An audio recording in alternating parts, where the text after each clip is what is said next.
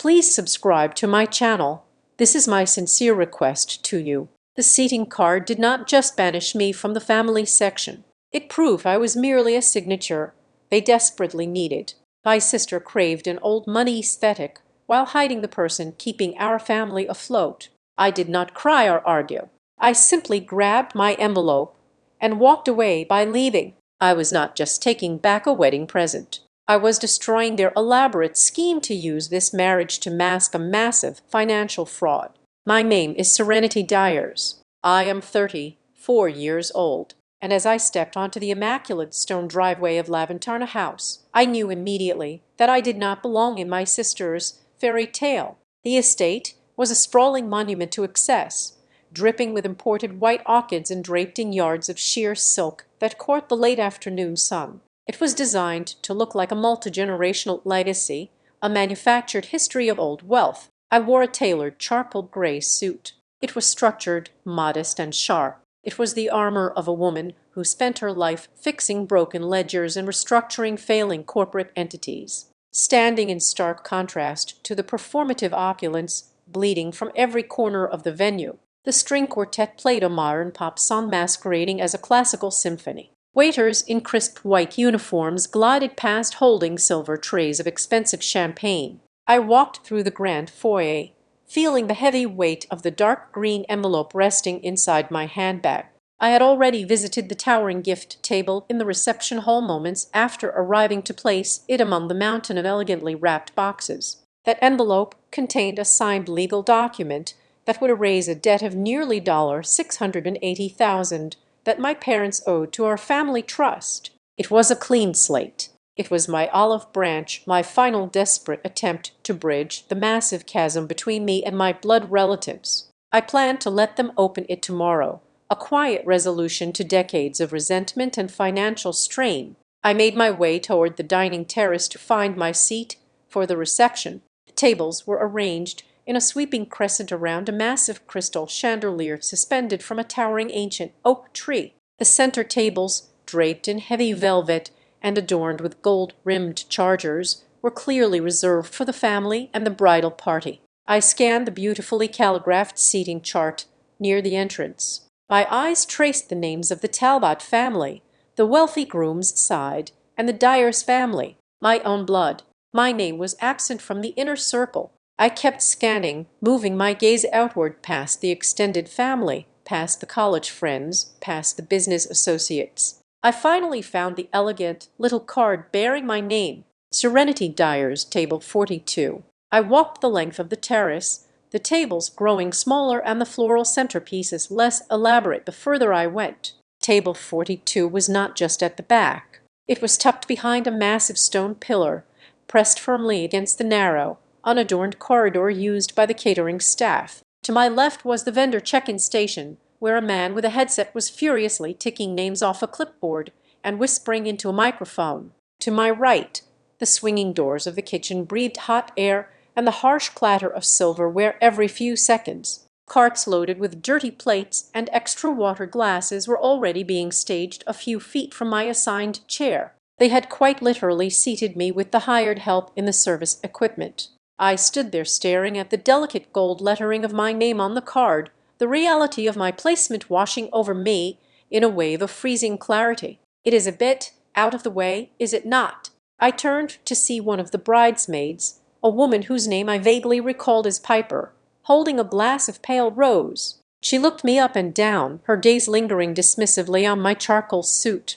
Noel said, "You prefer to be out of the spotlight," Piper continued, her tone dripping with a thin layer of venom disguised as polite conversation. She mentioned, "You are always working anyway. You definitely look more like someone processing paperwork than a relative of the bride." "No offense, of course." "None taken," I replied, my voice dangerously level. I did not give her the satisfaction of a visible reaction.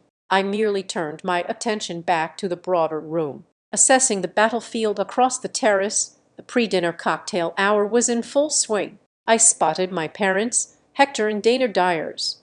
They were holding court near the edge of the manicured lawn, practically vibrating with a desperate, nervous energy. My mother wore an overly embellished gown that tried too hard to whisper old money. but ended up screaming newly acquired credit debt. She was laughing far too loudly at a joke made by Owen Talbot, the groom.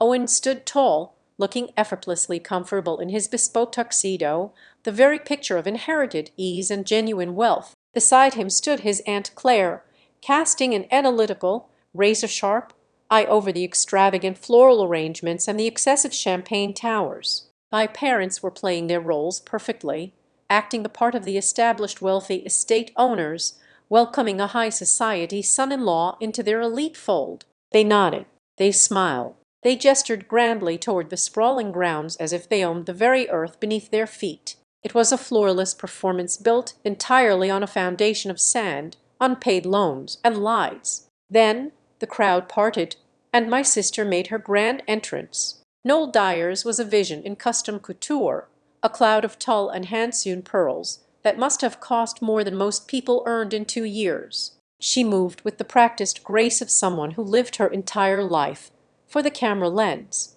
She spotted me standing by the catering corridor and excused herself from her circle of wealthy admirers, gliding over with a sweet, radiant smile plastered perfectly on her face as she stepped into the shadows of the stone pillar, away from the gaze of the Talbot family. The warmth in her eyes instantly vanished, replaced by a cold, calculating appraisal. "You made it," Noel said, her voice dropping to a hushed, sharp whisper. She barely glanced at my face, her eyes instead scanning my suit with obvious distaste. "I was worried you would wear something too corporate. It is a bit stiff, but I suppose it blends into the background well enough." "It is table 42, Noel," I said, my tone flat, refusing to let any hurt bleed into my words. "I am sitting next to a stack of extra napkins and the dirty dish carts." Her fake smile tightened just a fraction of an inch. "Serenity, please do not make a scene. You know how you get. The center tables are for the aesthetic. We are going for a very specific old-money European vibe for the photographer, and your whole energy is just so harsh. It does not fit the vision. Besides, Owen's family needs to be front and center to feel respected." She reached out, adjusting a stray thread on my lapel with patronizing care. "It is just for dinner. Just stay tucked away here. Enjoy the free food, and whatever you do, please avoid the main family portraits by the fountain later. You just do not blend with the aesthetic we are trying to project to the Talbots. We need them to see us a certain way." She leaned in closer, the scent of her expensive, heavy perfume momentarily suffocating the smell of roasting meats wafting from the kitchen doors. "Just do not ruin the framing today." "Okay," she whispered, her voice devoid of any sisterly affection. "This has to be absolutely perfect." She patted my arm, turned on her heel, and instantly resurrected her glowing angelic smile as she walked back into the blinding light of the reception, ready to play the perfect bride for her wealthy new husband and his influential family. I stood alone in the shadows of the kitchen entrance, the noise of the clattering plates fading into a dull roar as my sister's words echoed in my mind. Do not ruin the framing. For 34 years I had been the sensible one.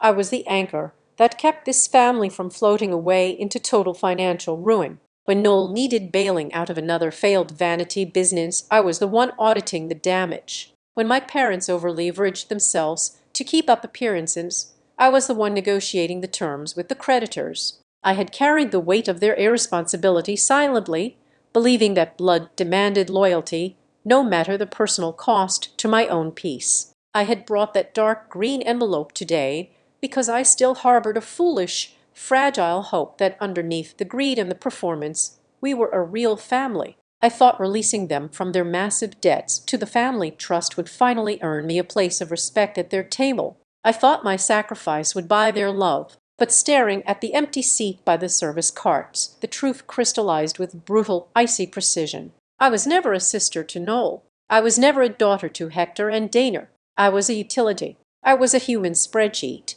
a highly functional tool, a signature they desperately required to keep their delusions fully funded. They did not want my presence at this wedding. They only wanted my compliance. They needed my name on the bottom line of a legal document, not on a seat of honor among our relatives. The humiliation they intended to inflict did not break me. Instead, it set me completely free. The lingering guilt I felt for always being the stern, strict sister evaporated in the heat of the kitchen exhaust. I turned away from table 42. I walked past Piper, who was still smirking over her wine glass, oblivious to the tectonic shift that had just occurred. I walked past the swinging kitchen doors and out of the dining terrace entirely. I moved with a calm, deliberate, and silent stride back into the main reception hall, heading straight for the mountain of gifts. The room was empty, save for a few security guards patrolling the perimeter. The towering pile of silver and white boxes sat undisturbed under the soft lighting. I reached into the center of the grand display, my fingers easily finding the heavy dark green card stock of my envelope. I pulled it out from beneath a box wrapped in silver ribbon. The wax seal was still perfectly intact. Inside was their absolute salvation, the finalized document that would give Noel her legacy and my parents their freedom from utter financial ruin. I slipped the envelope securely into the inside pocket of my charcoal suit, pressing it flat against my ribs. I did not seek out my parents to scream at them in front of their new in-laws. I did not pull my sister aside to ruin her perfect, meticulously curated day. I did not shed a single tear of grief for the family I realized I never truly had. I just turned my back on the glittering crystal chandeliers, the imported exotic flowers, and the carefully constructed fragile lie that was the Dyer's family. I walked out the massive double oak doors of Laventana House, the sound of the string quartet fading into the cool, silent evening air. I left the sparkling wedding behind me, completely undisturbed on the surface. As I walked to my car parked in the overflow lot, I knew the absolute truth of what I had just done. They thought they had successfully pushed me out of the frame. They had no idea that by walking away, I was taking the entire canvas with me. The machine of their deception was still running, spinning its golden gears in the beautiful ballroom behind me. But they did not realize I had just reached in and removed the only engine keeping it alive. As a senior partner at Iron Ridge Advisory, my entire career is built on a single brutal premise. I look at failing, collapsing structures and decide what can be salvaged and what must remain behind to burn. We specialize in corporate restructuring, stepping into the boardrooms of enterprises teetering on the absolute edge of bankruptcy. I dissect their ledgers, trace their bleeding assets, and force executives to look at the ugly truth of their mismanagement. It requires a clinical detachment and ability to separate emotion from the bottom line. It is a strange irony that I am so highly compensated for fixing the fatal flaws of strangers. Yet, I spent my entire life blindly subsidizing the emotional and financial bankruptcy of my own flesh and blood.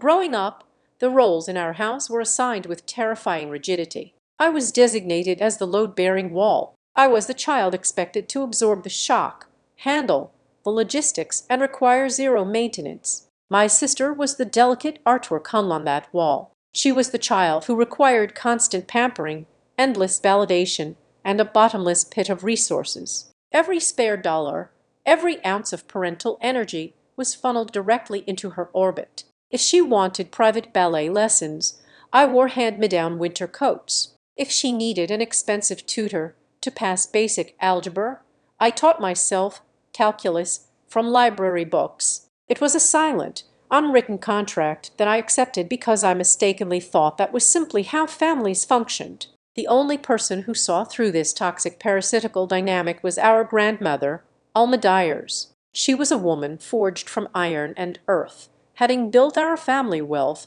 from a single patch of dirt through sheer willpower and relentless labor. She possessed a terrifyingly sharp mind and a zero-tolerance policy for illusions. A few years before she passed away, she conducted her own quiet audit of my parents and their lifestyle. What she found beneath the veneer of country club dinners and leased luxury cars was a staggering hemorrhage of the family assets. My parents had been systematically siphoning funds from our generational wealth to patch over my sister and her insatiable spending habits, as well as her endless string of disastrous, short-lived business ventures. There was the bespoke candle line that never made it to production, the high-end fitness app that crashed on launch day, and the boutique public relations firm that consisted entirely of her throwing expensive parties for her friends. My parents bankrolled every single failure, quietly liquidating the hard-earned capital to keep the golden child completely shielded from the concept of consequence. When my grandmother realized the depth of their financial treason,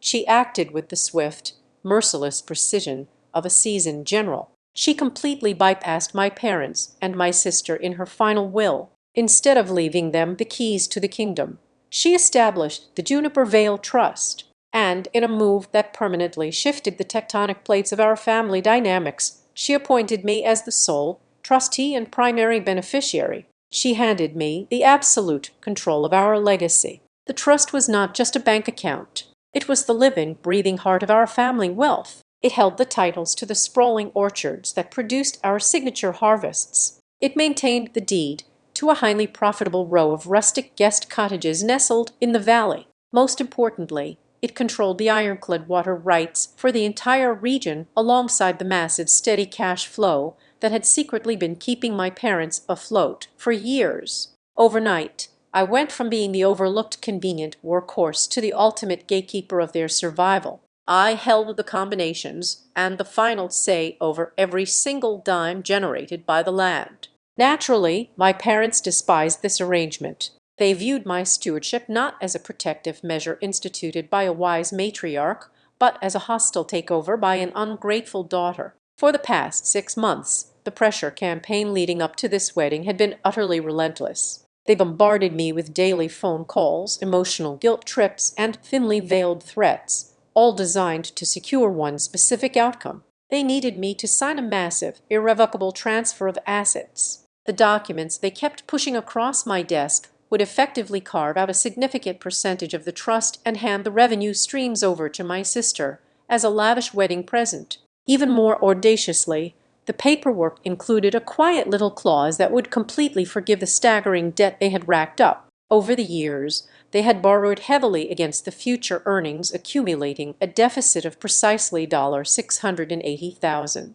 They framed it as a necessary step for family unity. They said it was about presenting a strong, united front for the new in-laws. The tragic truth is until the moment I walked into that reception, I was actually prepared to sign a modified version of those documents. It was not out of weakness, and it certainly was not out of ignorance. I am a restructuring expert. I knew exactly how bad of an investment they were, but I was exhausted. I was so incredibly tired of the constant battle, the cold wars, the weaponized silence. I was still clinging to the pathetic, dying hope that this grand performative wedding could be the catalyst for a reset. I reasoned that if I gave them this clean slate, if I absorbed the financial hit and gave my sister her dream scenario, maybe we could finally start over as a decent, functional family. I was willing to buy their affection, or at the very least, buy a ceasefire. I thought I was offering a monumental olive branch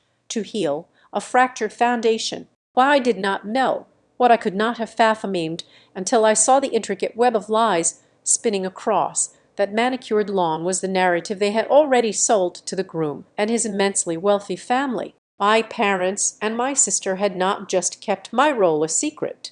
They had completely rewritten reality. They had paraded around the country club and the engagement parties bragging that she was the heir apparent. They had convinced his family that she was on the verge of officially inheriting the entire family estate, presenting the Juniper Vale assets as her personal dowry. They were using my inheritance, the very resources I was managing to keep them from living on the street, to artificially inflate their social standing and secure a highly lucrative marriage. The moment by the kitchen doors was the final missing piece of data I needed to complete my audit of this family. Sitting me next to the service carts was not a careless oversight. It was a deliberate, calculated physical manifestation of how they viewed my utility. They needed me out of sight, entirely erased from the aesthetic of their new elevated reality, while simultaneously demanding I fund the entire production. In that brief, agonizing realization, the illusion finally snapped. I understood that if I put my pen to those papers, if I released the $680,000 and signed away the orchards, I would not be healing our family. I would not be buying peace. I would simply be financing my own erasure. I would be willingly writing a blank check to subsidize their utter contempt for me. The cold logic of my profession finally took over the bruised heart of a daughter. You do not pour fresh capital into a toxic, fraudulent enterprise. You freeze the assets. You cut your losses. And you let the rotten structure collapse under the weight of its own lies. The gravel crunched beneath my heels as I walked toward the overflow parking lot. The crisp evening air felt entirely different now. It was no longer the backdrop of a family celebration, but the freezing reality of a crime scene. I unlocked my sedan and slipped into the driver's seat. The heavy dark green envelope rested on the passenger seat, an anchor keeping me tethered to the truth. I did not start the engine. Instead, I reached for my phone and dialed the direct line for Mara Kincaid, the primary legal counsel for the trust. It was nearly 9:00 in the evening, but Mara answered on the second ring. She knew the wedding was tonight. She expected a brief celebratory call confirming the transfer of the funds and the closing of the debt. She did not expect the absolute ice in my voice. I told her to immediately halt the recording of any and all transfer documents. I spoke with the cadence of a surgeon calling for a scalpel. I detailed the exact document identification numbers if she needed them, but I made my primary directive brutally simple. I instructed her that not a single page bearing my name or pertaining to the trust was to be filed tonight, tomorrow morning, or at any point in the foreseeable future. I demanded that a hard lock be placed on the entire system. Mara is a veteran attorney who rarely gets surprised, but there was a long, heavy silence on the other end of the line. The quiet hum of my car engine filled the space. When Mara finally spoke, her voice lacked its usual sharp confidence. She hesitated, the words catching in her throat, before revealing a piece of information that made the temperature in my car drop another 10. She told me that earlier that afternoon, someone from my parents' house had called her office to confirm an emergency, late-night notary appointment. They had spoken to her paralegal, acting under the explicit assumption that my signature was an absolute certainty, a mere formality that would be wrapped up before the cake was even cut. My mind raced, cataloging the variables. A notary on standby, a frantic push for an immediate filing. It did not make sense unless they were trying to beat a deadline I knew nothing about. I kept Mara on the line, my breathing slow and measured. I reached over, opened the center console, pulled out my laptop, and connected it to my secure mobile hotspot. The screen cast a pale blue light across the dark interior of the car, highlighting the expensive leather seats and the pristine envelope sitting next to me. I logged into our private legal data portal, bypassing the two-factor authentication with practice speed. My fingers flew across the keyboard, skipping past the standard financial summaries, the quarterly yield reports from the orchards, and the booking ledgers for the guest cottages. I dove straight into the pending document, the digital holding pen for items awaiting my final approval. It only took 3 minutes to find it. The file was cleverly mislabeled. Buried under a file path labeled as routine structural maintenance was a draft of a master asset leverage agreement. I opened the file and began to read the dense, convoluted legal jargon. It was an agreement that essentially used the entire operational cash flow of the trust, the very lifeblood of our family legacy, as immediate collateral for a massive outside commercial loan. It was structured to bypass the standard waiting periods, allowing for an instant injection of capital. And there at the bottom of the final page, glowing in the sterile digital space, was my electronic signature. I stared at the screen, my eyes tracing the familiar curves of my own name. I had never seen this document in my life. I had never authorized this catastrophic transaction. The signature was a flawless digital copy, perfectly lifted and transplanted from a previous legitimate tax filing from 2 years ago. The precision of the forgery indicated premeditation. This was not a desperate last-minute idea. This was a carefully engineered plot. I did not scream. I did not slam my fists against the steering wheel. The betrayal was too profound for a cheap emotional outburst. It bypassed anger and settled directly into a cold, terrifying clarity. They were not just begging for money or trying to fund a lavish lifestyle. They were actively stealing the estate and committing federal fraud using my identity. I spoke quietly into the phone, instructing Mara to initiate a full internal audit of every single document, email, and transaction related to the trust over the past 6 months. I told her to flag any file that carried my electronic signature for immediate forensic review.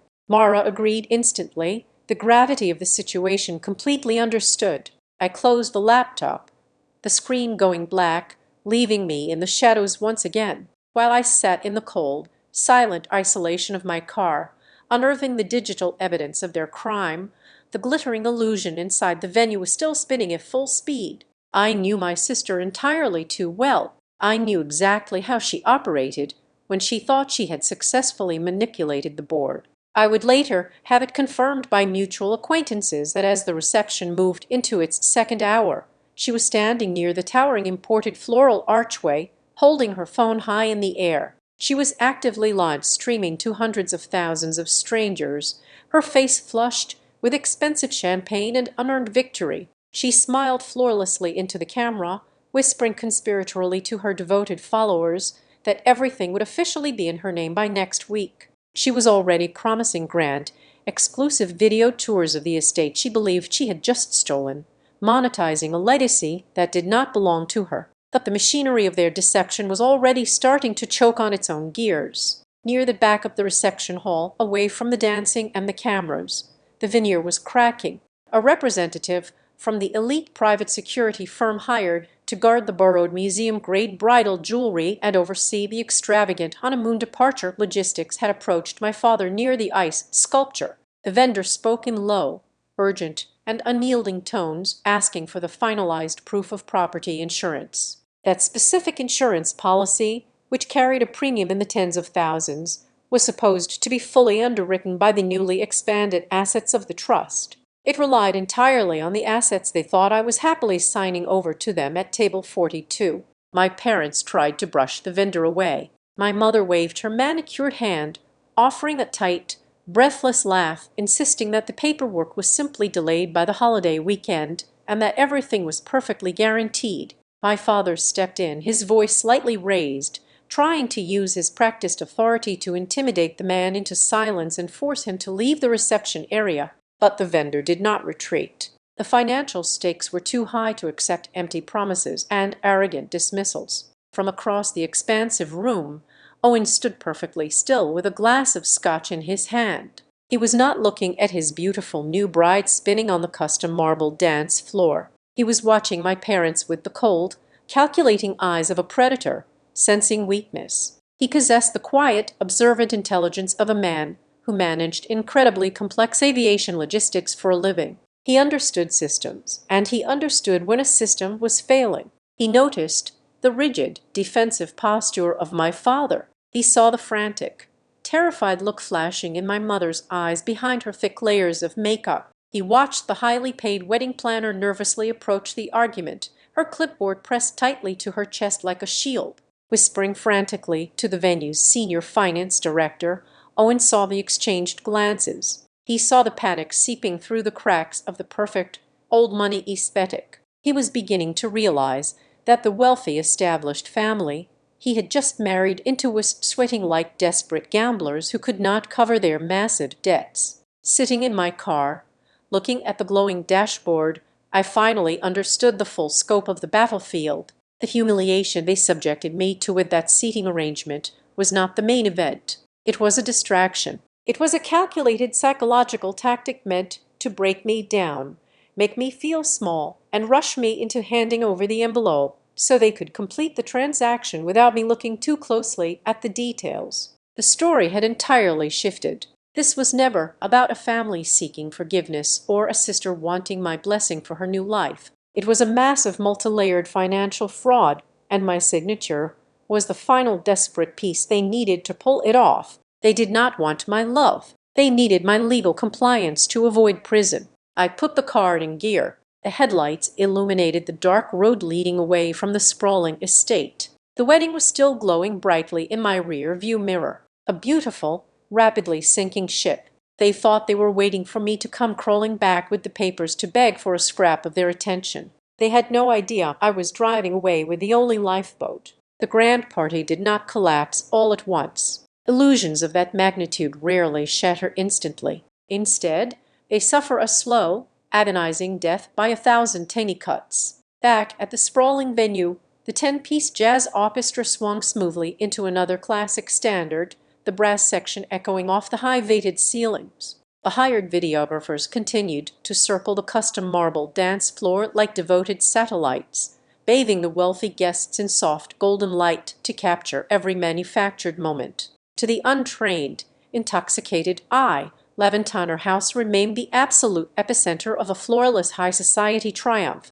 but sitting miles away in the quiet, sterile sanctuary of my home office, I did not need to be in the room to witness the destruction. I watched the entire facade bleed out through the glowing financial dashboard on my monitor and the frantic, angry text messages lighting up my mobile phone. The first casualty of my departure was the sky. At exactly 10:00 in the evening, the guests were supposed to be ushered out onto the expansive stone terrace for a bespoke, highly choreographed pyrotechnic display over the private lake. It was a massive surprise my sister had been teasing on her social media for months, a grand finale meant to cement her status among her new peers. But on my screen, a glaring red notification appeared from the pyrotechnic vendor. The file escrow deposit, a staggering sum meant to be cleared by the trust's emergency credit line just before launch, slammed against the hard lock I had initiated. The pyrotechnic director, a businessman who dealt strictly in cleared funds and not empty promises, simply powered down his launch panels and ordered his crew to pack up the trucks.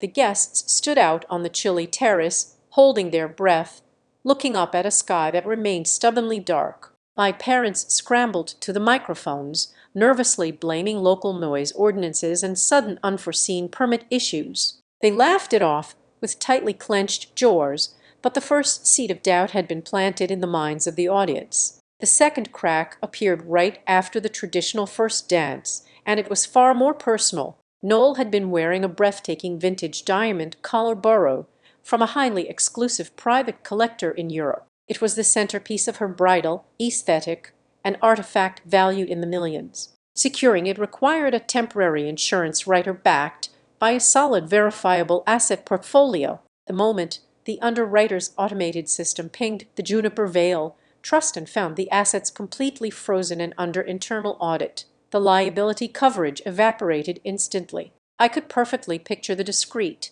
terrifying panic that followed. A handler in a sharp black suit representing the collector materialized at the edge of the dance floor the very second the music stopped. He did not cause a screaming scene, but he was an immovable force of protocol with whisper apologies and an iron grip on his contractual rights. He escorted my sister to a private side room and calmly unclasped the priceless necklace. When Noel returned to the grand reception hall, she tried to smile, but the glaring pale emptiness around her neck was far louder than any announcement the band could make. By 11, the logistical failures began to compound exponentially. The exclusive after-party was scheduled at a high-end downtown lounge, and a fleet of pristine vintage luxury sedans had been booked to transport the bridal party and the most important guests. The logistics coordinator for the transport company sent an automated email that copied my administrative address. The dispatch was officially canceled.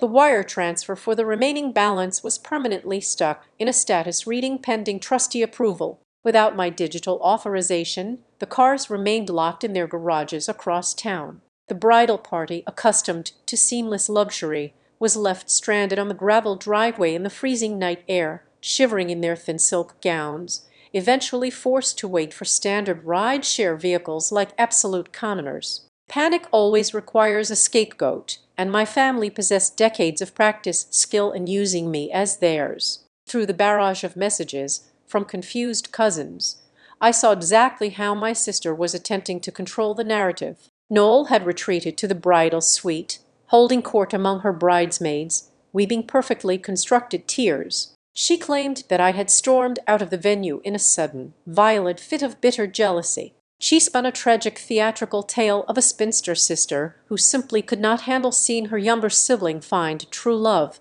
limitless wealth, and genuine happiness. She told everyone I was deliberately sabotaging her big day out of pure spite, weaponizing my absence to paint herself as the ultimate victim. My parents eagerly reinforced the barricades of this pathetic lie. When wealthy guests or confused vendors inquired about the missing fireworks or the sudden logistical hiccups, my mother would offer a deeply practiced sorrowful sigh. She murmured to anyone who would listen that I was tragically extreme when I was not the center of attention. My father shook his head over his glass of expensive scotch, playing the role of the exhausted, stoic patriarch, dealing with a mentally unstable, vindictive daughter. They wove a tapestry of my supposed fragility, using character assassination to buy themselves enough time to figure out why the financial pipelines had suddenly run bone dry. However, they severely underestimated the man my sister had just married. Owen Talbot was not a foolish trust fund playboy who spent his days lounging on golf courses and ignoring balance sheets. He was the chief operating officer of a highly successful private aviation fleet. His entire professional career was built on identifying systemic failures, mitigating risk, and ensuring complex multi-million-dollar logistics ran flawlessly under extreme pressure. He knew the distinct difference between a jealous sibling throwing a dramatic tantrum and a catastrophic infrastructure collapse. A missing sister did not automatically ground a fleet of hired luxury cars. A jealous sibling did not cause an elite jewelry handler to repossess a diamond collar in the middle of a wedding reception. Owen watched the chaos unfold, quietly connecting the dots in his sharp mind.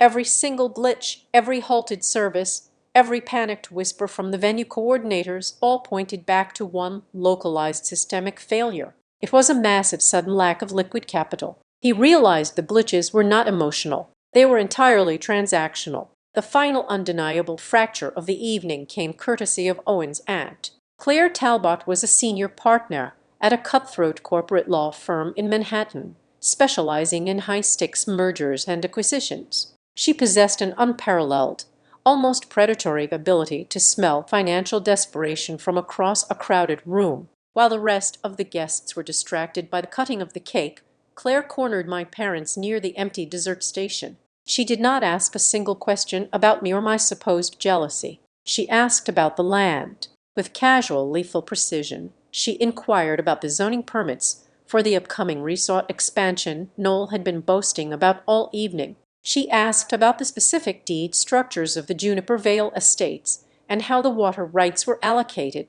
The response she received was a masterclass in contradictory panic. My father, sweating through his tuxedo shirt but trying to project absolute authority, claimed the estate was held in a simple revocable family trust that he personally oversaw and controlled. My mother, completely crumbling under Claire's intense, unblinking gaze, nervously stuttered that the land was actually entirely in Noel's name as an early tax-free inheritance. Two completely different, legally incompatible structures offered within 30 seconds of each other. Claire merely smiled a thin, terrifying smile, her sharp eyes taking in the profound terror radiating from my parents. She did not push the interrogation any further. She did not need to. The discrepancy was a glaring, enormous red flag planted right in the middle of the dance floor. The wedding night, which had begun as an immaculate, bulletproof illusion of old money and deep roats, was slowly bleeding out before their eyes. The music kept playing and the expensive alcohol kept pouring,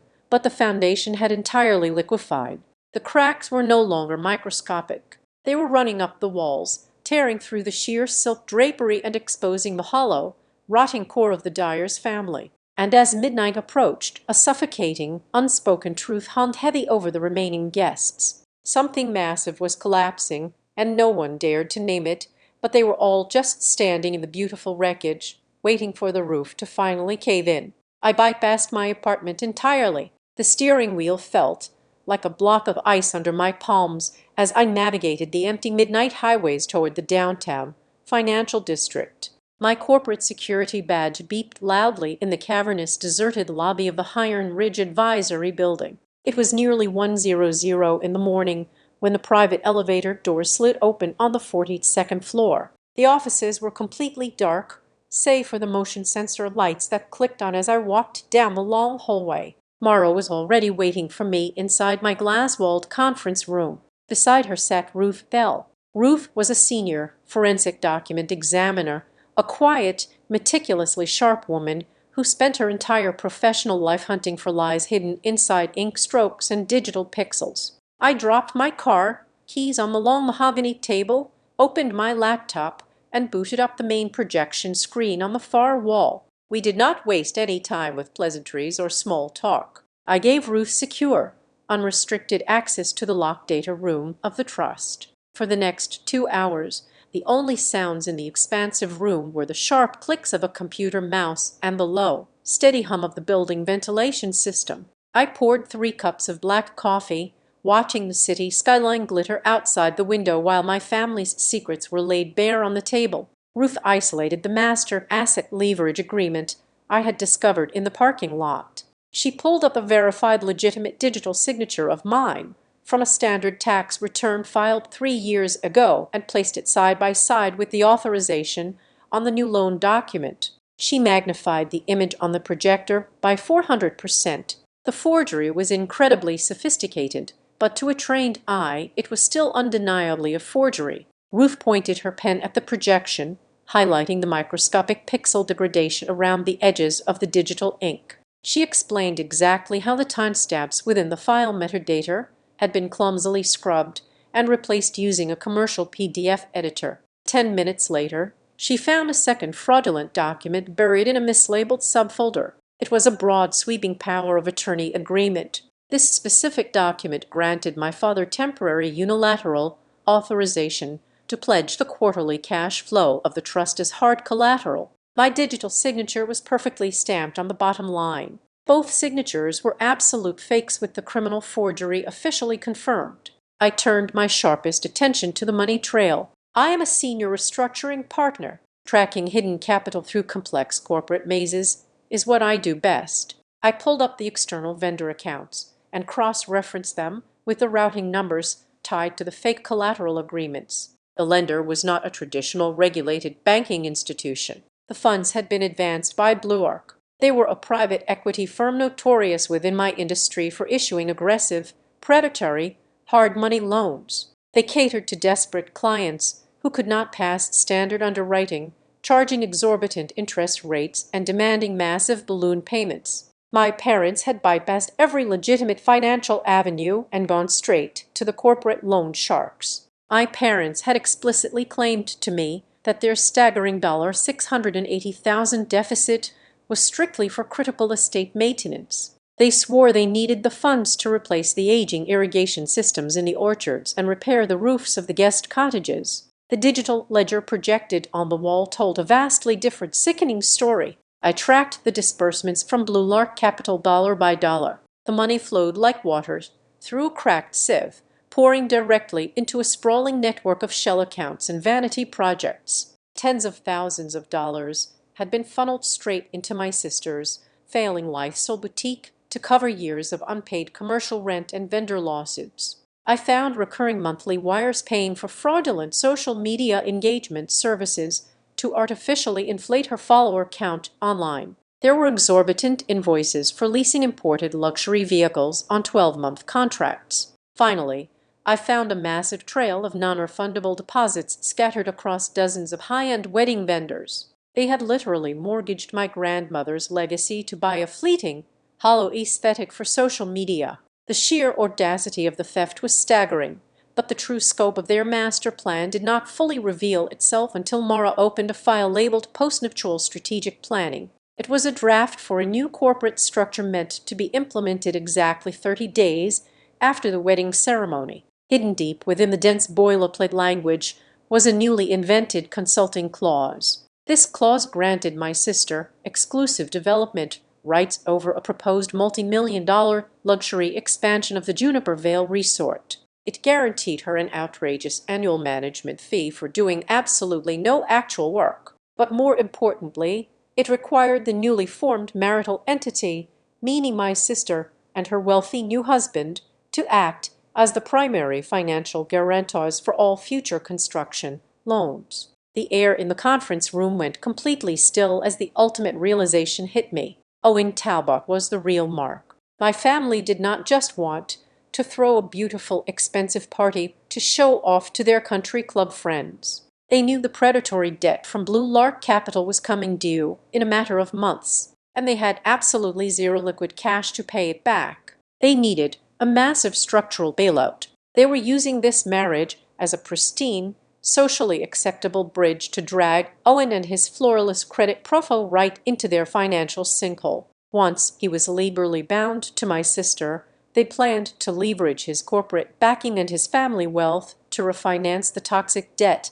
under the guise of expanding the family estate. To them, Owen was not a son-in-law. He was a walking, talking line of credit wrapped in a custom tuxedo. I leaned back in my leather chair, staring at the glowing data projected on the glass wall. A cold sweat broke out across the back of my neck.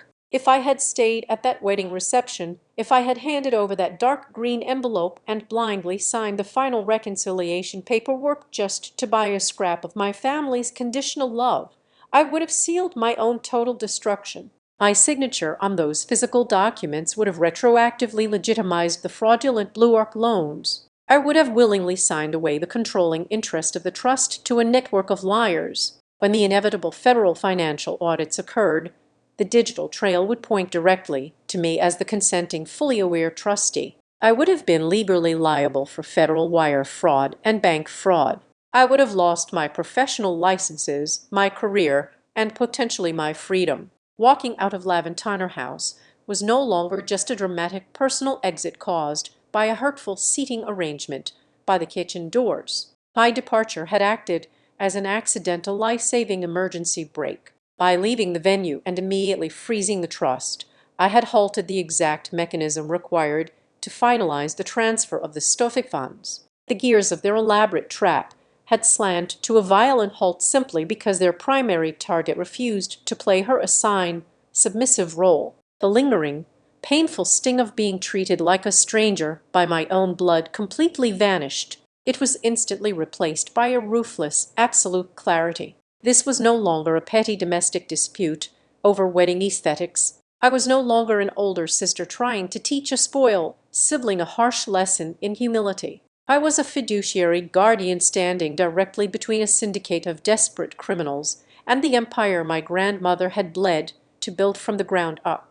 My parents and my sister had declared a quiet, brutal war on my life, my reputation, and my future. They fully intended to leave me financially and legally ruined while they toasted to their newly stolen wealth. I looked across the table at Mara and Ruth, the harsh fluorescent lights reflected in their eyes, mirroring the same grim understanding I felt. We had the digital evidence. We had the undeniable financial timeline. We had the proof of forgery. My goal was no longer about seeking an apology or fixing a broken family dynamic. It was about protecting the legacy I was sworn to guard. It was time to tear their carefully curated, fraudulent world down to the absolute studs. The clock on the conference room wall indicated it was nearly 3:00 in the morning. Mara, Ruth, and I were still sorting through the digital wreckage when my personal cell phone began to vibrate against the mahogany table. The caller identification displayed a number I did not immediately recognize, but the area code belonged to the affluent district where the Talbot family resided. I held up a hand to silence the room and accepted the call. "This is Serenity. It is Owen." His voice was barely a whisper, carried over the line alongside the faint sound of high-altitude wind. He was calling from the outdoor balcony of the bridal suite at the luxury hotel downtown. The man who had been the picture of effortless ease just a few hours ago now sounded tightly coiled, like a heavy spring ready to snap. He was angry, undeniably confused, but beneath the tension, his tone remained rigorously analytical. He was a chief operating officer running diagnostics on a sudden, catastrophic failure. "I am listening," I replied softly, stepping away from the projection screen and walking toward the floor to ceiling windows overlooking the dark city. Owen took a slow, deep breath. He explained that after the disastrous end to the reception, the bridal party had retreated to the hotel. My father, thoroughly exhausted and severely intoxicated, had carelessly left his leather briefcase unlatched on a glass coffee table in the main living area of the suite. Owen, searching for a misplaced room key, had accidentally nudged the flap open. Sitting right on top of the pile was a legal folder containing a preliminary title commitment for the estate. His eyes had immediately caught a single bolded line printed across the bottom of the first page. It explicitly stated that the entire validity of the deed transfer was strictly pending trustee approval by Serenity Dyers. I asked Noel about it, Owen continued, the frustration bleeding through his controlled cadence. I just wanted a simple clarification.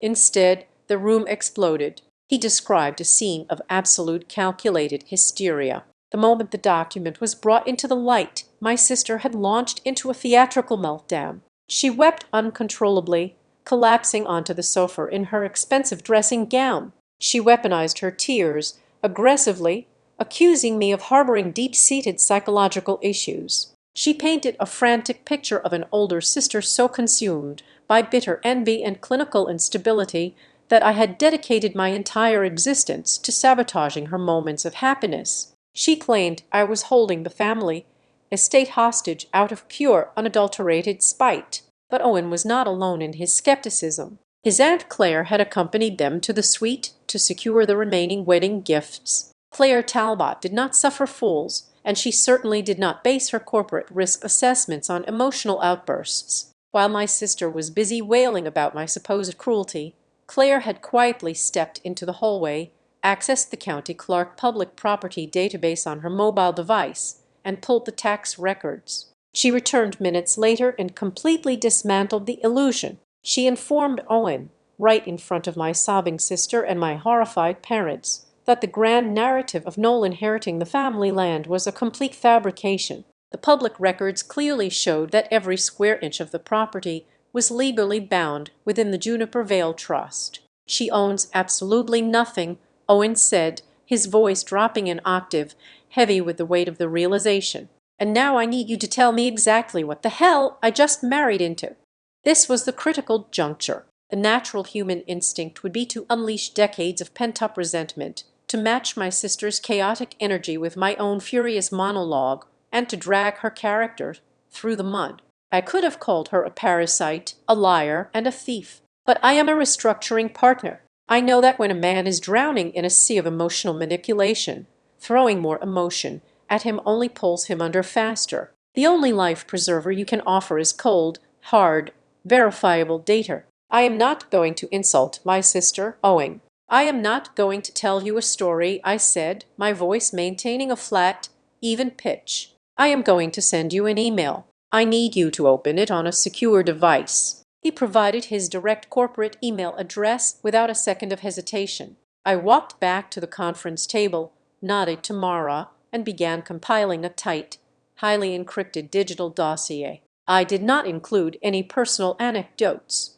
I attached the official legal extract of the Juniper Vale Trust, proving my sole authority. I attached the comprehensive debt history of my parents, highlighting the staggering $680,000 deficit they had hidden from the world. Finally, I attached the forensic analysis Ruth had just completed, clearly showing the exact timestamps and metadata of the forged signature they had attempted to use to push a massive high-interest corporate loan across the finish line just hours before the ceremony. I hit send.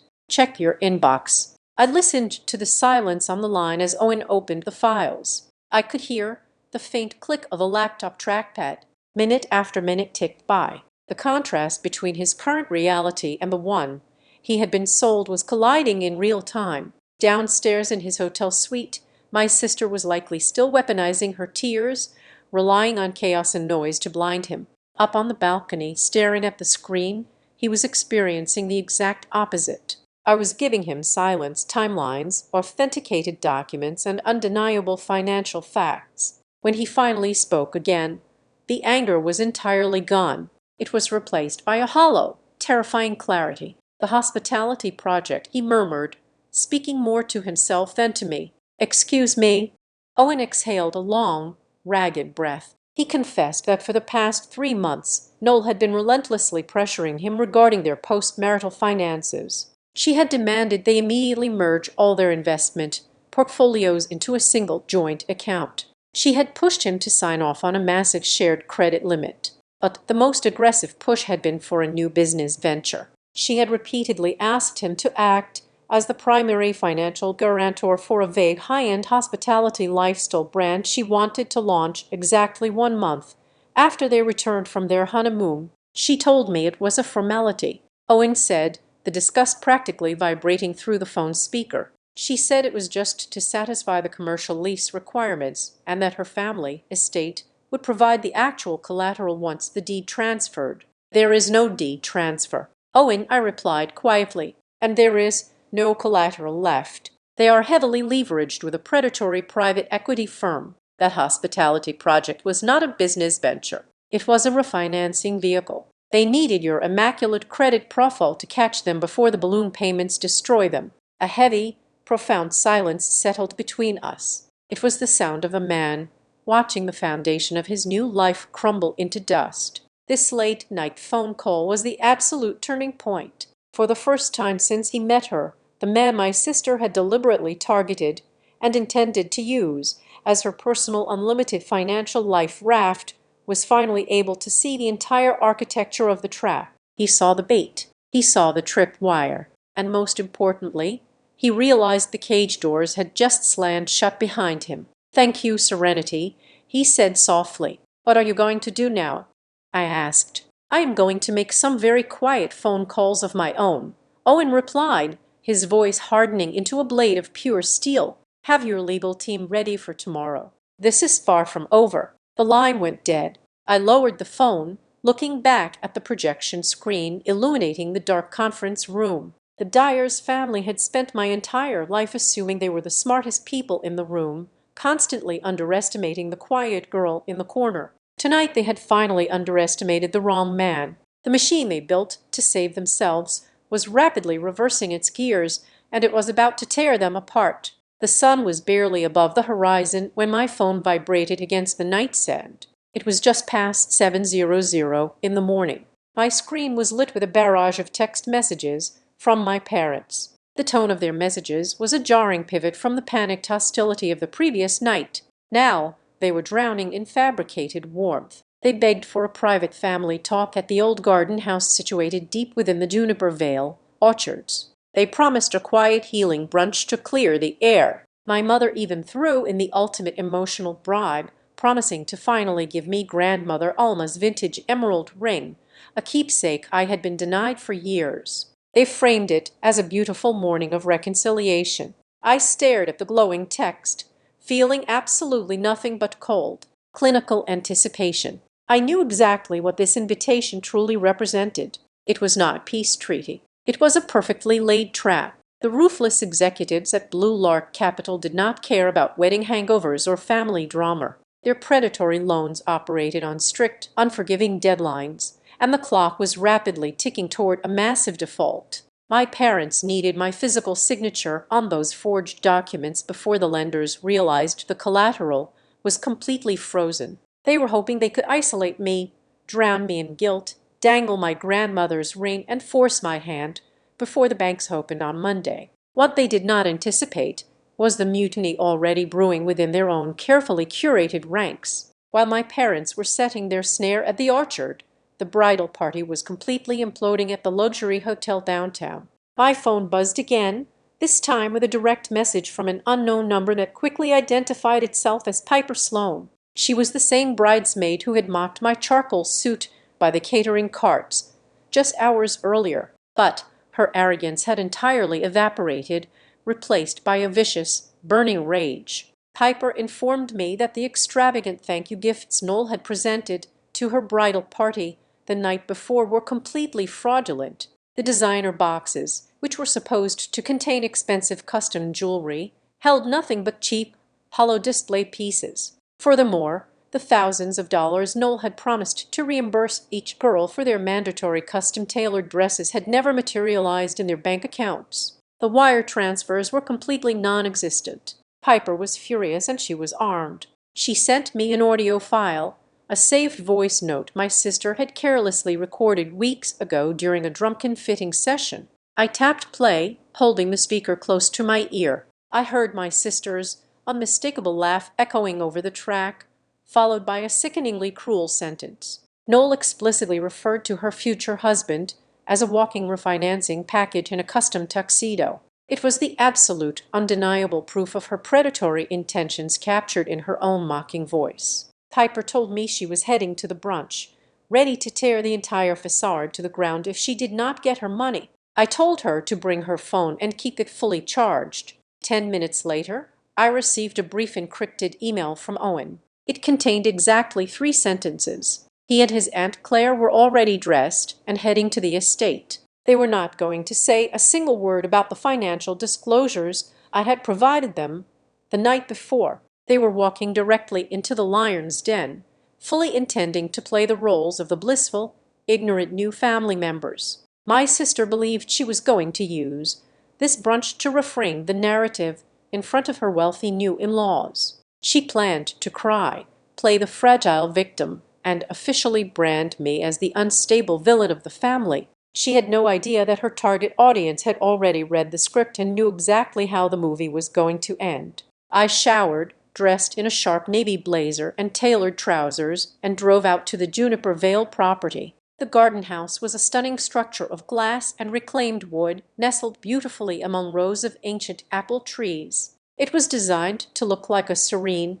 rustic sanctuary, the perfect backdrop for a wealthy family morning after photoshoot. The morning mist was still clinging to the branches, creating a suffocating, damp atmosphere. I did not walk through those heavy oak doors alone. My parents had anticipated a solitary, emotionally vulnerable daughter arriving to gravel for a place back at the family table. Instead, the gravel crunched heavily as my black sedan pulled up, followed immediately by a dark, corporate SUV. I stepped out, buttoning my blazer. Mara Kincaid stepped out of the second vehicle, clutching the thick leather briefcase. Beside her was Lair Cross, the senior forensic accountant who managed the daily ledgers for the trust. Lair was a woman who spoke almost entirely in spreadsheets and possessed a lethal memory for hidden expenditures. I carried a large, thick envelope made of heavy manila paper. It was tightly sealed with red tamper-evident tape. It contained every piece of the puzzle: the forged master asset leverage agreements, the detailed routing numbers from Blue Lark Capital, the shell company registrations, and the exact timestamps of their failed late-night notary appointment. We walked up the stone pathway in perfect unison. The soft murmur of voices drifting from the open windows of the garden house suddenly fell dead silent as our shadows crossed the threshold. I stepped into the sunlit dining room. The table was meticulously set with fine china, crystal juice glasses, and massive floral centerpieces left over from the wedding. My mother was standing near the head of the table, her hands frozen midair while holding a silver coffee pot.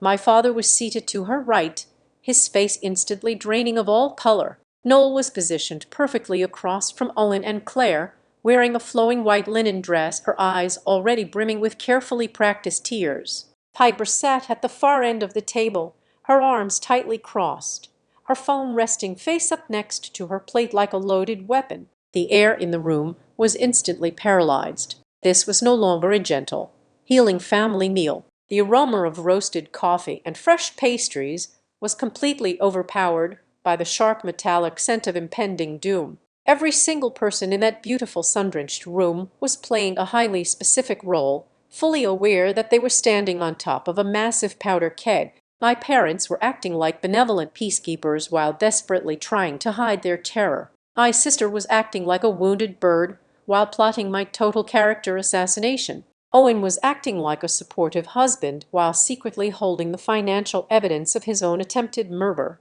And I was standing at the head of the table, acting like a guest while holding the match that would burn their entire illusion to ash. We all took our places around the table, the silence stretching so tight it felt like the glass windows might shatter from the pressure. No one dared to take a breath. We were merely waiting for the first person to slip, the first lie to be spoken aloud, to finally trigger the blast. The morning sun filtered through the dense canopy of the apple orchard, casting a warm golden glow over the long mahogany table that had been set up on the garden house terrace. It was a scene meticulously engineered for a legacy family morning after wedding spread. Crystal pitchers filled with fresh pressed orange juice and iced water caught the morning light, and delicate porcelain plates were arranged beneath an elegant canopy of vintage Edison bulbs strung between the thick branches. Silver platters of warm pastries and fresh fruits sat untouched. The entire setup looked like a glossy photograph torn straight from the pages of a high society lifestyle magazine. Yet sitting in my tailored navy blazer, flanked by Mara and Layer, the air felt so incredibly thick and suffocating that drawing a single breath required a conscious physical effort. Noel was the first to break the heavy, oppressive silence. She stood up slowly from her chair, clutching a white linen napkin in her hands. Her white summer dress caught the soft morning breeze, making her look fragile and angelic. Her performance was terrifyingly flawless. Her voice trembled perfectly as she addressed Owen and Claire, completely ignoring my presence at the opposite end of the table. She wove a tragic, elaborate narrative about a bitter older sister who simply could not bear to see anyone else shine. She claimed my sudden departure the previous night was not a reaction to being seated with the caterers, but rather the climax of decades of deep-seated jealousy. She told her new husband that since childhood I had harbored a dark obsession with ruining her joyful moments. She painted a picture of me as a cold, corporate spinster who valued ledgers over love, claiming I had calculated my exit to deliberately humiliate our parents and destroy the most important day of her life. She dabbed at her dry eyes, casting herself as the innocent victim of my supposed psychological warfare. Right on cue. My mother shifted into the secondary phase of their coordinated trap. Dana reached into a woven basket beside her chair and placed a thick leather-bound photo album onto the center of the table. Next to it, she gently laid out a familiar expanse of soft, intricately woven wool. It was Grandmother Almer's vintage shore, a cherished item I had requested for years, but was always denied. My mother pushed the shawl slightly toward me, offering a weak, overly sweet smile that did not reach her panicked eyes. She spoke softly, her tone dripping with manufactured maternal warmth, trying to drag me back into the subservient, people-policing role I had occupied since I was a teenager. She murmured about how much Grandmother loved us all equally, how family must always stick together through inevitable misunderstandings, and how today was a beautiful opportunity for forgiveness and grace. It was pure emotional warfare, utilizing the ghost of the only woman who ever truly protected me as a cheap bargaining chip to lower my defenses.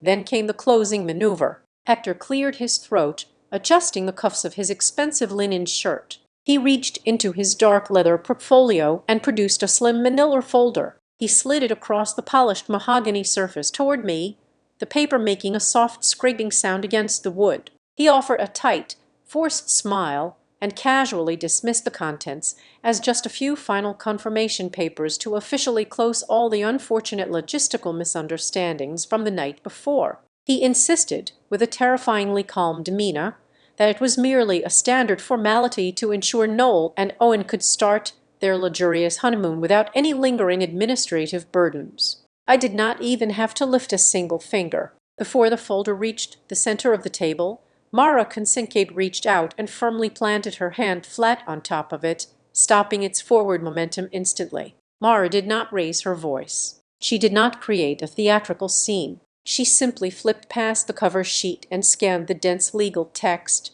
She looked directly at my father with the cold, dead eyes of a veteran corporate prosecutor. She stated clearly and unequivocally to the entire table that these were not simple confirmation papers. They were cleverly backdated ratifications. She explained that if I were to put my pen to these pages today, it would legally bind me to the fraudulent asset transfers and the predatory loan agreements they had attempted to execute behind my back. It was a desperate 11th-hour attempt to trick me into sanitizing a massive federal crime. The color instantly drained from my father's face, leaving him looking pale and suddenly very old. He opened his mouth to stammer an excuse, to spin another layer of deception, but Claire Talbot cut him off entirely. Claire leaned forward, resting her elbows on the mahogany table, her sharp, analytical gaze locking onto my parents. She did not yell, but she used the lethal, measured tone of a litigator cornering a hostile witness in a courtroom.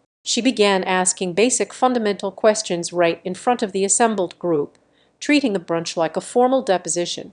She asked Hector who actually held the legal title to the Valley Water rights. She asked Dana to clarify exactly who possessed the authorized signature power for the estate banking accounts. She asked Noel why she had spent the last 3 months boasting to the extended Talbot family that she was inheriting the entire property, when the county tax records dictated otherwise. Finally, Claire demanded to know exactly where the staggering debt of $680,000 was recorded on the official family ledgers. The synchronized panic that followed was a pathetic spectacle to behold. Hector and Daner fumbled over their words, throwing out nonsensical legal jargon and offering completely contradictory explanations. My father tried to claim the debt was a complex tax deferment strategy recommended by a former accountant, while my mother simultaneously insisted it was just a temporary cash flow issue caused by delayed vendor payments. When they realized Claire was completely immune to their desperate lies, their panic mutated into vicious, cornered anger. They abandoned the narrative of the loving, forgiving family and turned their weapons entirely on me. Daner slammed her hand on the table, making the crystal glasses rattle. She screamed that I was a cold, calculating machine who lacked any basic human empathy. Hector pointed a shaking finger at my face, shouting that I was an arrogant tyrant obsessed with absolute control, completely incapable of showing unconditional love to my own blood. They tried to drown out the undeniable financial truth with a massive, deafening wave of emotional vitriol. They were so intensely focused on destroying my character and saving face in front of Owen that they completely ignored the bridesmaid sitting quietly at the far end of the table. Piper Sloane had been tapping away on her smartphone for the last 5 minutes. She had successfully paired her device with the high-end outdoor Bluetooth speakers hidden discreetly among the garden foliage. Without saying a single word, without asking for permission, Piper pressed play. The sudden sound of Noel's voice booming through the orchard speakers cut through the screaming match like a physical blade. It was the saved voice note. The pristine digital audio echoed off the glass walls of the garden house and out into the trees. Every single person at the table heard my sister, laughing, cry. They heard her exact words as she scoffed about washing away her massive debts after the wedding by utilizing Owen and his immaculate credit profile. They heard her refer to her new husband not as a romantic partner, but specifically as a walking refinancing package in a tuxedo. The atmosphere in the garden house froze solid. It felt as though all the oxygen had been instantly sucked out of the space. The birds in the canopy seemed to stop singing. The suffocating tension that had been building all morning finally snapped with devastating force. Noel let out a guttural, terrifying scream, her flawless aesthetic completely shattering in an instant. She lunged aggressively across the mahogany table, knocking over a heavy crystal pitch of orange juice in a desperate, violent bid to snatch the phone from Piper's hands. The bright orange liquid spilled rapidly across the pristine white linen tablecloth, soaking directly into the fraudulent, backdated documents Hector had tried to force upon me just moments prior.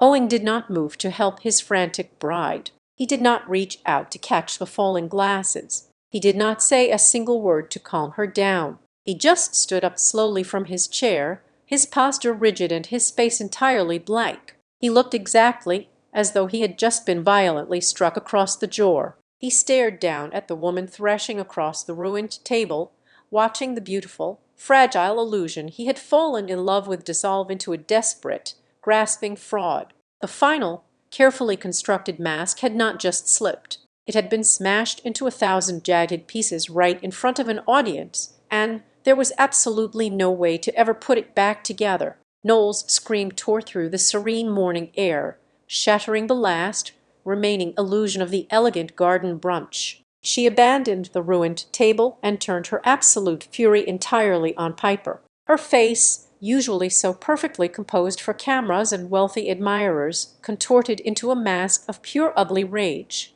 She shrieked that Piper was a jealous, spiteful traitor who was deliberately destroying her life over a few meaningless thousands of dollars. She paced back and forth across the stone terrace, her white dress catching the breeze, looking less like a bride and more like a cornered animal. Then, as if running on a deeply ingrained, toxic autopilot, she whipped her head toward me. She pointed a shaking finger across the patio and screamed that I was the architect of this entire disaster. She yelled that I had secretly manipulated her friends, hacked her phone, and orchestrated this public ambush simply because I could not stand the thought of her finally being happy. It was a desperate, chaotic attempt to throw the blame onto her favorite scapegoat.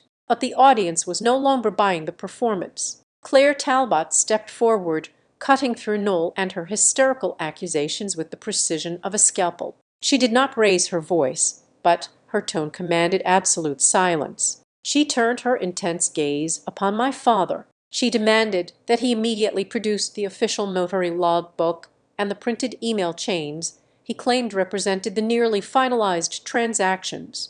My father had brought the hired wedding notary to the brunch, a nervous young man sitting quietly at a small row iron-side table clutching his official stamp. Hector had planned to use the emotional pressure of the brunch to force my signature, and he wanted the notary present to make the fraudulent transfer legally binding on the spot. Mary Kincaid did not wait for my father to respond. She walked straight over to the side table and stood over the trembling young man. She demanded to see his official journal. She opened her leather briefcase and pulled out the forensic report Ruth had compiled the night before. Mara placed the stark evidence right next to the open pages of the logbook. She pointed a perfectly manicured finger at the glaring inconsistencies. She explained loud enough for everyone to hear that the digital signature on the newly drafted loans did not match my historical verified records. Furthermore, she highlighted that the timestamps on the supposed electronic confirmations had been clumsily altered to reflect future business hours.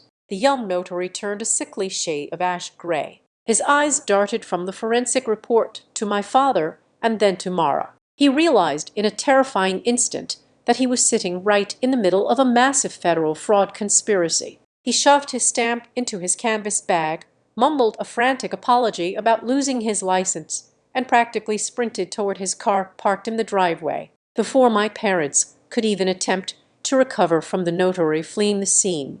Layer Cross made her move. The senior accountant opened her thick binder and began sliding copies of a highly detailed financial reconciliation report across the sticky juice-stained mahogany table. She made sure Owen received a copy directly in his hands. Layer spoke with the cold, detached cadence of a woman who trusted numbers far more than people. She explained exactly where the missing trust capital had actually gone. She methodically traced the diverted cash flow away from the essential estate maintenance accounts. She showed how the funds bypassed the orchard irrigation funds and the property taxes, flowing instead directly into a corporate shell entity named Velvet Prairie Media. Layer then produced the official state registration documents, proving unequivocally that Noel was the sole secret proprietor of that exact company. The money meant to keep our family legacy alive had been systematically drained to fund my sister and her failing vanity projects,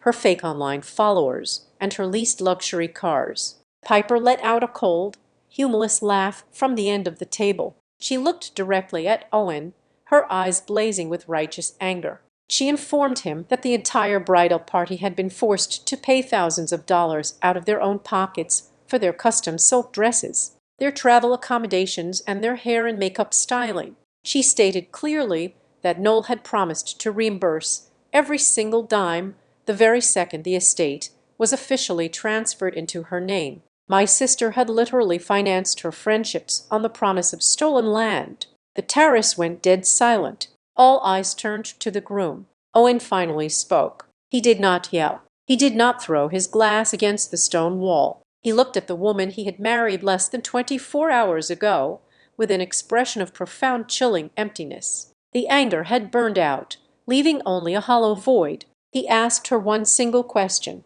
His voice was soft, almost a whisper, yet it carried across the entire garden. He asked her at what point during this entire elaborate, multi-layered financial plan she had ever intended to tell him the true story. Noel was completely trapped. The exits were sealed. The lies were exposed. And her new husband was looking at her like she was a stranger. Her carefully constructed facade completely evaporated. Instead of apologizing, instead of begging for forgiveness, she lashed out with the ugly, unvarnished truth. She blurted out that if I had not always been the chosen one, none of this would have ever been necessary. She screamed that grandmother Alma had unfairly handed me the keys to the kingdom, leaving her to constantly beg for scraps just to maintain a decent lifestyle. She yelled that I was a cold, unfailing dictator holding the family hostage. It was an accidental, incredibly damning confession. She finally admitted out loud that her actions were not driven by desperate survival or simple misunderstandings. They were driven by a deep, toxic, and festering resentment that had routed itself in her soul for decades. Hector and Dana realized the battle was entirely lost. Their wealthy, influential son-in-law was rapidly slipping through their fingers, and their golden child was publicly self-destructing. The sheer panic finally overtook their pride. My mother collapsed heavily into her chair, burying her face in her hands and openly weeping. The polished country club matriarch vanished, replaced by a terrified, desperate woman. She begged me to sign the papers just one last time. She pleaded with me to save the family honor, wailing that if I refused to take on the debt, they would lose the house and end up sleeping on the street. My father completely abandoned his stoic posture. He leaned across the table, his hands shaking violently, pleading with me to protect them from the lenders. He promised he would pay me back every single penny, a hollow vow he had broken countless times before. They were begging the daughter they had banished to the catering tables just the night before to save their entire existence. Right at that exact moment, the heavy sound of thick tires crushing the gravel driveway broke through the sound of my mother weeping. Everyone turned their heads toward the wrought iron gates of the garden house. A large black sport utility vehicle bearing the discreet corporate logo of Blue Lark Capital rolled slowly onto the property, its tinted windows reflecting the morning sun. Right behind the imposing vehicle was a plain silver sedan. The cars parked directly behind my sedan. The heavy doors opened. Two men in sharp, aggressive business suits stepped out of the black vehicle, their faces set in grim, unyielding expressions. A third man, wearing a cheap suit and carrying a thick, tightly banded stack of legal documents, stepped out of the silver car. It was a process server. The air in the orchard grew suddenly cold despite the rising sun. The lenders had not waited for Monday morning. They had realized the collateral was frozen, and they had come to collect. The final devastating blow had just arrived at the front door. The three men walked up the stone pathway with heavy, deliberate steps, their presence casting a long dark shadow over the ruined garden brunch. The process server stepped forward first,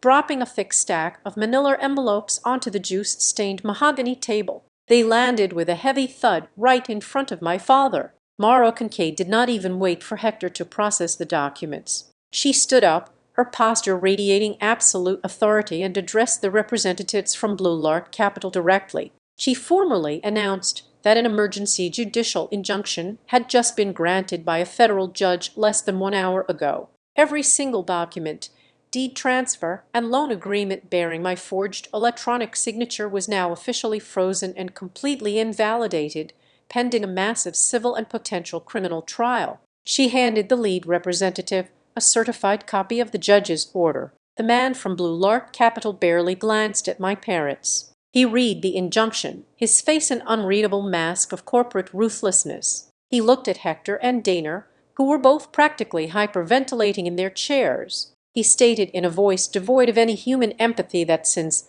there was now documented forensic evidence of a forged trustee signature, the firm was immediately executing the fraud clause in their contract. The millions of dollars in outstanding debt, along with the exorbitant late fees and the massive balloon payments, would not be attached to the Juniper Vale Trust. Instead, every single penny of that financial obligation was instantly reverted to the sole personal liability of Hector and Dana. He informed them that because I had filed the objection within the legal time limit, the estate was entirely untouchable. They had absolutely nothing left to leverage. Their personal bank accounts, their leased luxury cars, and the very roof over their heads were now firmly in the crosshairs of a predatory equity firm that took no prisoners. The absolute finality of the statement hung in the air, a death sentence for their fabricated high society existence. Owen Talbot watched the entire exchange in total silence. He looked at the legal documents scattered across the table, then at my parents, and finally at Noel. My sister was trembling violently, her face pale and streaked with ruined makeup, staring at her new husband with wide, desperate eyes, silently begging him to save her. Owen stood up slowly. He reached for his left hand and seamlessly slid the heavy platinum wedding band off his finger. He placed it gently onto the center of the table, the small metallic clink echoing loudly in the quiet orchard. He looked directly at Noel. He did not raise his voice. He did not hurl insults. He simply stated that he would never participate in a marriage constructed entirely on a foundation of gross manipulation, systemic concealment, and calculated financial fraud. He told her with absolute freezing clarity that he was immediately contacting his legal team to block the filing of their marriage certificate with the county clerk. Their union would never be legally finalized. He assured her that she would never possess a single legal tie to his name, his family trust, or his corporate credit profile. He severed the lifeline she had spent months desperately weaving, leaving her completely adrift in the wreckage of her own making. Owen then turned to Claire, nodded once, and the two of them walked away from the table. They walked down the stone path, got into their dark corporate vehicle, and drove away from the estate without ever looking back. The departure of the wealthy groom was the final devastating blow. Daner let out a piercing, agonizing scream. She lunged forward, slamming her fists onto the table, her face twisted in pure, unadulterated hatred. She shrieked that I was a monster. She yelled that I was maliciously destroying our family, tearing us apart piece by piece just to satisfy my own arrogant need for control. I stood up from my chair and looked down at the woman who had spent my entire life treating me as nothing more than a convenient utility. I felt no anger. I felt no sorrow. I just felt an overwhelming, profound sense of peace. I am not destroying this family, I said, my voice cold, steady and loud enough to resonate through the entire garden house. I am simply the first person to stop funding its lies. Noel completely crumbled. She collapsed onto the stone floor of the terrace, sobbing hysterically into her hands. The reality of her situation finally crushed her. She had not just lost a wealthy husband and a lavish wedding. She had lost her entire meticulously planned script. The luxurious life she believed she had successfully stolen was gone forever, replaced by the terrifying certainty of federal investigations, massive personal debt, and public humiliation. I did not pull out my phone to record her breakdown. I did not start a live stream to gloat to her followers or seek validation from strangers on the internet. I did not offer any further insults or parting words of wisdom. True power does not require an audience or a dramatic monologue. I gathered my briefcase, nodded to Mara and Lair, and walked away from the garden house. I left the truth to stand entirely on its own, supported by forensic documents, sworn testimonies, and the crushing weight of impending legal consequences. The severance was absolute and final. In the months that followed, Hector and Daner declared total bankruptcy. They lost their country club memberships, their leased vehicles, and eventually their primary residence. Forced to downsize to a small rented apartment in a different city entirely, Noel, facing potential charges for her role in the forgery and the wire fraud, fled the state to live with a distant relative, her social media accounts permanently deleted, her aesthetic empire reduced to digital dust. I remained at the estate, but I refused to let the land remain a monument to their greed. I spent the next 2 years executing the massive comprehensive restructuring of the Juniper Vale Trust. I poured the legitimate profits from the orchards and the guest cottages into a completely new vision. I transformed the sprawling property into Alma House. It became a highly secure, heavily funded private retreat and legal support center specifically designed for women who were actively escaping financial abuse and toxic family manipulation. We provided temporary housing in the renovated cottages, offered free forensic accounting services, and supplied top-tier legal representation to help victims untangle themselves from predatory financial traps set by their own relatives or spouses. The land that my family had tried to use as a weapon of manipulation was reborn as a fortress of absolute protection and genuine healing. On the opening night of Alma House, the air was crisp and filled with the scent of blooming apple blossoms. We hosted a private dinner for our first graduating cohort of women, our pro bono legal team, and our dedicated staff. The long mahogany table was set up on the very same terrace outside the garden house, but the suffocating tension of the past was completely gone, replaced by the warm, genuine laughter of survivors who had finally reclaimed their autonomy. The area was illuminated by the soft amber glow of vintage lights strung beautifully through the ancient canopy. I walked onto the terrace, taking in the vibrant, joyful scene. I did not look for a place card hidden near the kitchen doors. I did not wait for someone to tell me where I was allowed to sit or ask me to move out of the camera frame. I walked directly to the exact center of the long table, pulled out the finest chair, and sat down surrounded by people who valued my mind, my strength, and my absolute refusal to break. I was no longer the forgotten sister pushed into the shadows. I was no longer a desperate signature hunted by liars. I was simply a woman who had finally unequivocally chosen her own seat at the table of her own life. Thank you so much for listening to this story today, and I would love to know where you're tuning in from. So please leave a comment below so we can connect and share our thoughts. If you enjoyed this journey, please subscribe to Azad Revenge Stories. Like this video and show your support by hitting the hype button so this story can be heard by even more people. Thanks to all.